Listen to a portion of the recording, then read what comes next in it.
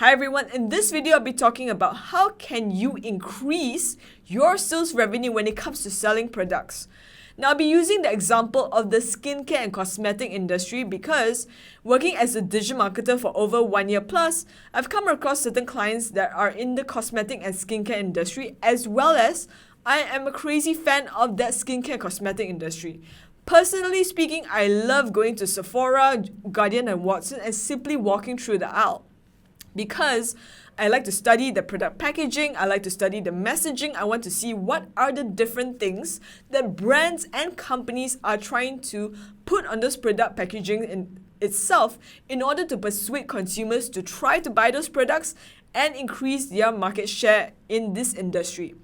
And also I realized that there are many brands that keep on coming with new products, and also there's a lot of innovation about when it comes to different packaging, different product usage and things like that. That's why I think that this video, even though it's targeting the skincare and cosmetic industry itself, there are tactics which I'll talk about on how to increase sales revenue that I believe can be applied to other different industries depending on the context and circumstances.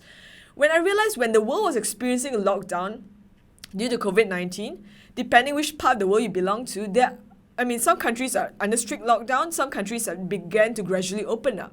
And during the lockdown itself, due to COVID-19, I realized that people couldn't travel, people couldn't go anywhere, sometimes they couldn't even go to their workplace, they had to work from home, or some people were not able to work, depending on their circumstances. But what I realized was something that gave variety and also gave escapism to people was skincare products. Now, as a consumer of this industry itself, I love the idea of how, you can infuse different products into your day-to-day life, whether it's morning or evening in your skincare routine. It gets you to feel differently about yourself and about your situation. Now, my philosophy when it comes to talking about sales targets, when it comes to digital marketing is this. A sales target is not just to hit a number. A sales target actually means that you get more people to buy and try your products, or even get existing customers to try new things that can give them escapism, give them a feeling of luxury, a feeling of pampering themselves, and that also means that you're actually improving people's life. Now, I know some people may consider this kind of a little bit frivolous, but I feel strongly whenever we're selling products, number one, we have to believe in it. Number two, we have to think about how this product affects other people. And I like to think about the skincare industry, particularly when it comes to its consumers. Now, I believe that most people that buy products itself live a 9-to-5 job. They wake up, go to work, come back from work, eat dinner, go to sleep, and continue the cycle again. Now, what I feel that these products in this industry does is it gives a sense of difference to people's life. They get to try new things, they get to feel better, they get to incorporate new things into their day-to-day routine. They feel it solves some of their skincare issues, as well as it makes them feel like they're doing something for themselves. They're pampering themselves essentially. So back to the topic of how do we increase revenue when it comes to selling products. I believe the formula of how to come up with revenue is your quantity times your average order value in your transaction. Now, to increase your revenue, either you increase your quantity or you increase your average order value, or if possible, you increase both. Now, these strategies which I'll be sharing with you is based on my experience working in a digital marketing agency running ads on social media and Google, as well as being a consumer, consuming email newsletters and also ads on social media as well. Now, the first strategy I've come across is the importance of changing consumption pattern in your consumers. Now, this is what I mean is this. Depending which part of the world you come from, you've more or less been used to the 3 product consumption pattern, right? In the skincare routine, generally speaking, there is a cleanser, a toner, a moisturizer. Now, when I first came across the Korean skincare routine itself, now this skincare routine is actually a 10-step skincare routine, and sometimes you might be like, wow, that is really a lot of products being used. Yes. But what I think is very fascinating is that at one point, I believe that the K-pop entertainment industry actually penetrated the entire world. And with it, actually brought a lot of interest into Korean culture, Korean lifestyle, and also the Korean skincare industry. Now, this particularly example I quote is someone I've come across called Charlotte Cho. Now, Charlotte Cho is basically the owner of Soko Glam. She's the founder of Soko Glam, and Soko Glam is like a Sephora, but exclusively brings Korean products into the US and different parts of the world. Now, what she did was very interesting was that she actually wrote a book detailing her interest in how she came across this, how she founded this Korean skincare brand distributor, and also she talks about the 10-step Korean skincare routine. Now, the reason why she came out with this book, I believe, was to educate the consumers.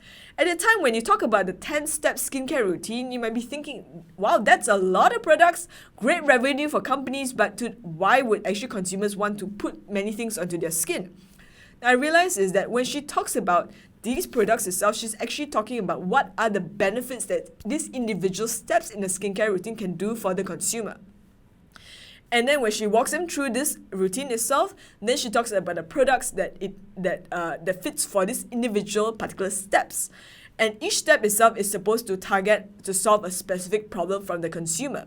Now, when you create educational material that educates the consumer into what you're trying to preach to them, what you're doing is that you are giving them value in the first place, you're educating them, and also you're giving them a broader context. Meaning to say is this.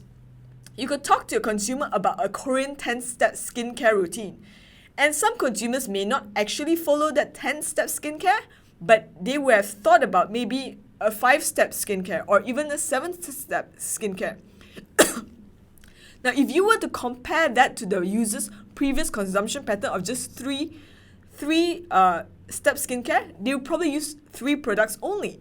But the fact that you have educated them about slightly more elaborate skincare routine, you actually increase the quantities of products that they are being purchasing just to do that routine itself.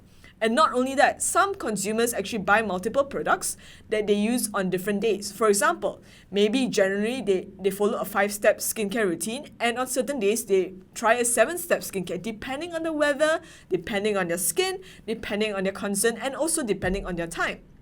So effectively, what Charlotte has done is that she's educated the consumers to a certain kind of cultural routine in the skincare, but done it in a way that is accessible to them. In the sense that she's talked about why do you do certain things, how beneficial it has these steps can be for you, and what are the products she recommends. And I believe when she wrote that book talking about this, her experience, what she has done is she's also given people a flavor of what she has to offer, her experience within this 10-step Korean skincare routine itself, and people get to relate to her as a person and also follow her on a journey in how she actually discovered this skincare routine when she got a job secondment over to work in Korea. Now, another aspect of changing consumption pattern is that you have to create like a social media challenge of why people should choose a certain thing. Now, I noticed this for certain brands, especially Korean skincare brands, is that they have like a social media challenge of, for example, trying sheet masks. Now, people generally try sheet masks once a week or even once a month at the bare minimum.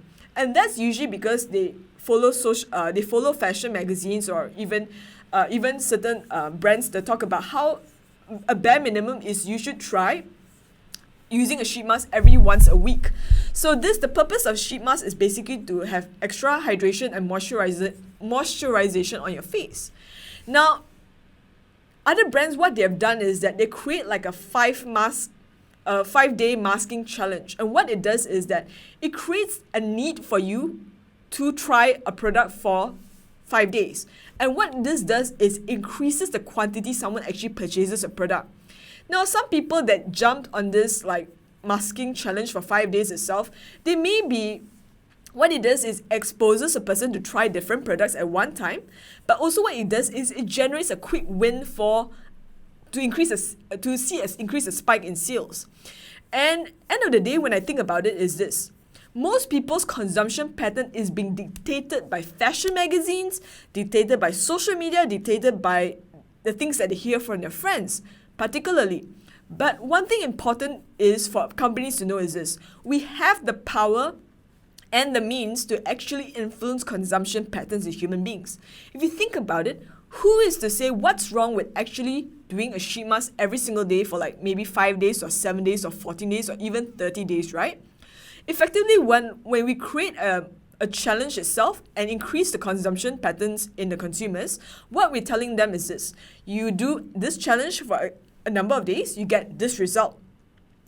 And if you think about it, it's like a win-win thing. Consumers get to experience multiple products and figure out what do they like, what do they not like, and companies itself get to make a ton of money as a result by increasing the quantity that the person has purchased. Now, the next strategy is particularly tied down to advertising, and being in the digital marketing, the advertising line, I noticed something that's very important is the ad copy and the creative, particularly the creative. Now, what I mean by the creative is the image or video that you choose to use in your ads. Now, it's important to have the right targeting of people that we want to target. It's also important that we think about what are the features and benefits and differentiation factor that we have put in our ad that makes us stand out compared to our competitors. Now, whenever you walk through the aisles of a Sephora, a Guardian, or a Watson, or even a distributor of a lot of skincare products itself, you'll be inundated. The average consumer, when they walk in, they're just inundated with so much choice, so much packaging, so much variety, they just don't know where to begin. So the only way we get to actually get people to actually buy our products after seeing our ad and walking through these stores is this: we have to hone into their mind what is the main benefit from our product itself, that when they see the ad, they go like, oh, okay, I know what that is. Or, well, okay, this, for example, let's say a Kiehl's ad talks about this moisturizer and there's an iceberg behind it. What it says is hydration immediately. And if you think about it, some ads that people run itself, right, there's always this text overlay rule in Facebook itself, like a 20% text overlay rule. And maybe people sometimes have that difficulty trying to squeeze in words or trying to highlight products, features, and benefits. And it gets a little bit tricky. That's when I believe the creative opinions of graphic designers can actually help us. And that's especially important is because an image itself conveys 1,000 words. Now, instead of writing 1,000 words ad copy, which sometimes people don't read, what is more effective is that we create the image itself that immediately conveys a benefit, that when a person sees it, they already says that, okay, I know what this is about. I know this is different from other ads I see from other competitors, and therefore I will make an attempt to just try this product itself. Now, I include in this video itself different examples from Kiehl's because I think their incorporation of certain images itself, when I see it, I immediately get the messaging. And I think it's important sometimes whenever we're looking at other ads of our competitors to actually think to ourselves in the mind of a consumer. What does this image tell me? Why should I buy this product? How is this image even different from other brands out there in the market? Now, the next strategy when it comes to increasing purchases and also getting people to try new products is this: distribution of your branding story. What I mean by distribution of your branding story, what I mean is particularly for skincare and cosmetic brands to actually go on podcasts, talk about their brand story for half an hour or 1 hour, and that is how they get to share their story. Now, I came across this beauty podcast called Breaking Beauty, which is a podcast by two beauty editors.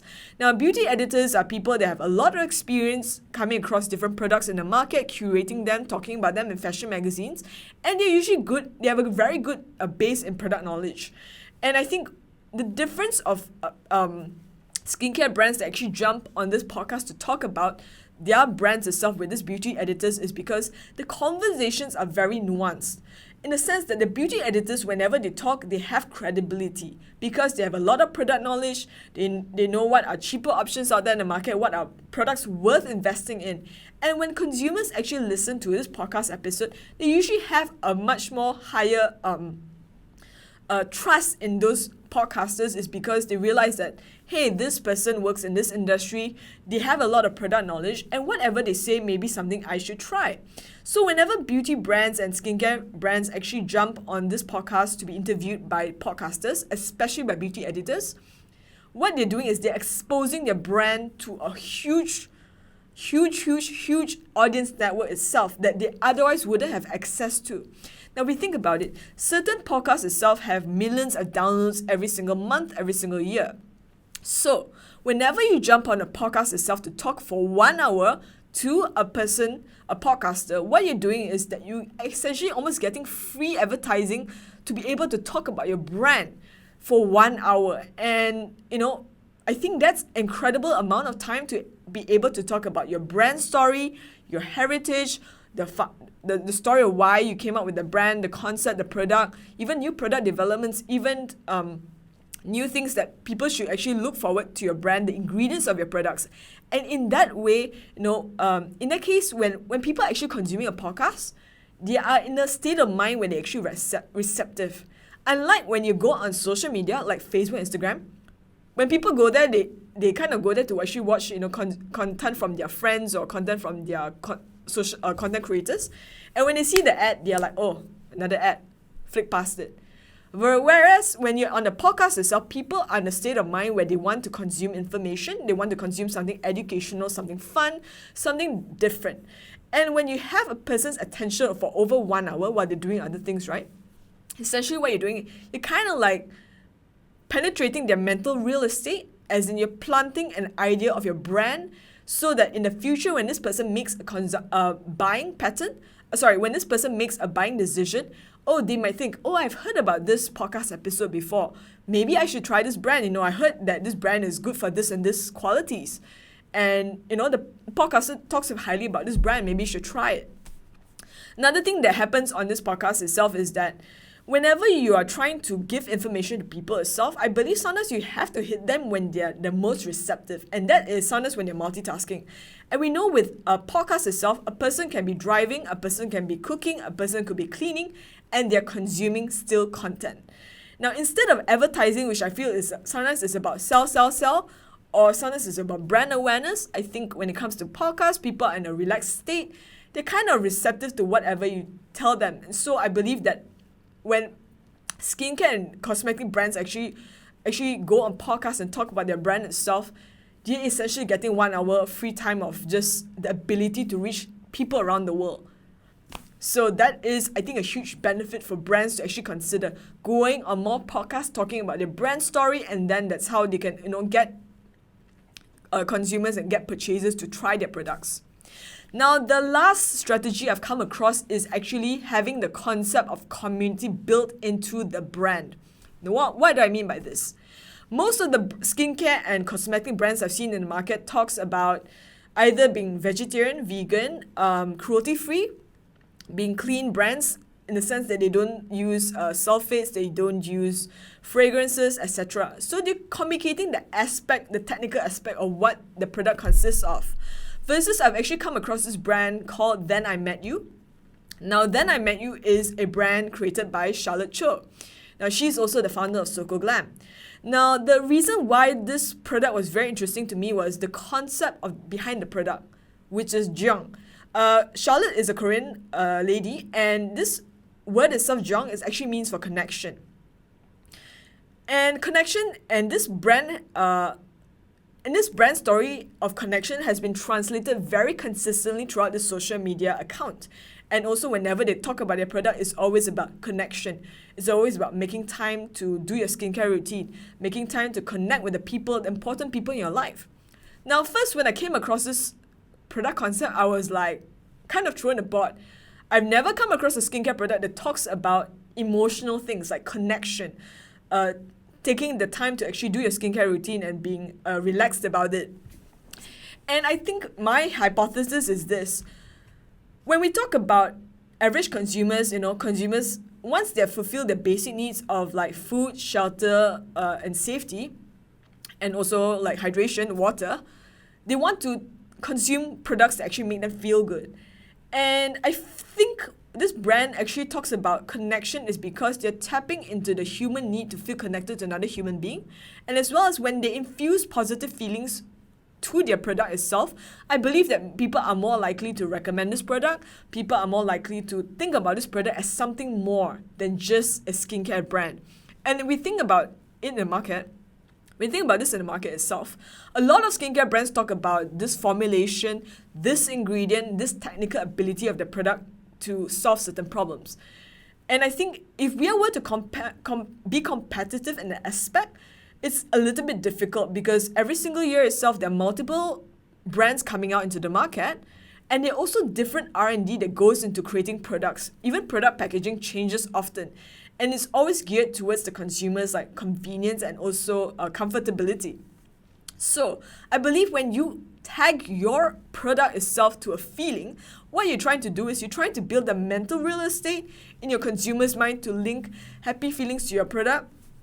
And of course, I believe those products do have their own ability to solve skincare issues. So in a way, you're kind of like solving skincare issues, but you are providing something more in exchange for using that product itself. Another effort I've noticed that's been used by brands is to create IG community pages. Now, I quote this example, which is the Real Glow Gang. You can go down on IG and check it out. What this IG community page is that it gets people to actually follow this page, and also it uses images that are submitted by their followers itself. For example, let's say their followers have displayed multiple products on their shelves, multiple brands, and basically they actually feature those images. And I believe the reason why companies sometimes feature images of their products with other products is because they want to tell their consumers, yeah, you don't have to buy every single product from our range, although we like you to. But you can already use our product and use it, just try it with other skincare products that you have. So I think what they're trying to do is they're trying to say that our products are accessible. We are accessible to you. And when they feature different people that feature their products in their images or even videos itself, what they're doing is they're actually directly engaging the audience in saying that we appreciate your business.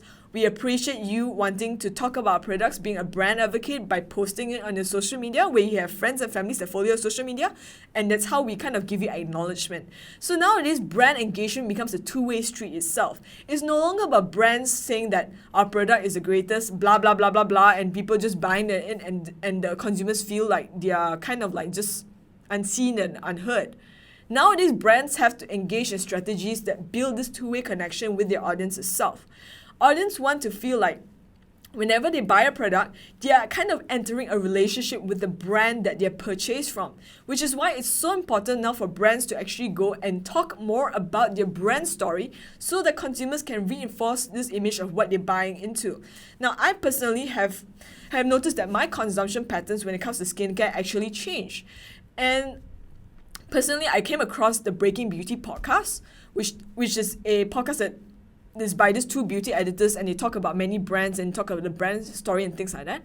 And I've actually bought this product under this brand called Caudalie.